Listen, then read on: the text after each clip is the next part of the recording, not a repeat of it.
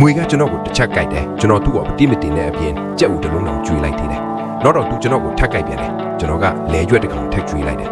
ရလကว่าဒီမွေဟာဘိုက်စားတိုင်းကျွန်တော်ကိုလာကြိုက်တော့တာပဲအဆုံးကိုမရှိတော့ဘူးအဲ့ဒီတော့မှပဲဒီမွေဟာဘလို့မှမွေးမိလို့မရမှန်းကျွန်တော်နားလဲသွားတယ်သူ့မျက်လုံးထဲမှာကျွန်တော်ရဲ့အလျှော့ပေးမှုဟာစိတ်ရင်းကောင်းတာမဟုတ်ပဲအနိုင်ကျင့်လို့ရတဲ့ပျော့ညံ့မှုလိုပဲမြင်နေတာ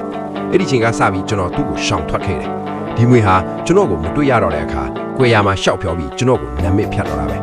သူတော့ဘာထွက်နေတာကကျွန်တော်လူဆိုးထစ်သွားလို့မဟုတ်ဘူးသူအရင်လိုအခွင့်အရေးမရတော့လို့ပါနောက်ဆုံးမှကျွန်တော်တကယ်ပဲသဘောပေါက်သွားတယ်ဂျေဇုတရားကိုမတိတတ်တဲ့တရားတွေအတွက်တော့သူတို့လက်ထက်ကိုအကျိုးအမြတ်တွေထည့်မပေးနိုင်တော့တဲ့နေ့ခမည်းဟာလူဆိုးဖြစ်သွားတဲ့နေ့ပါပဲ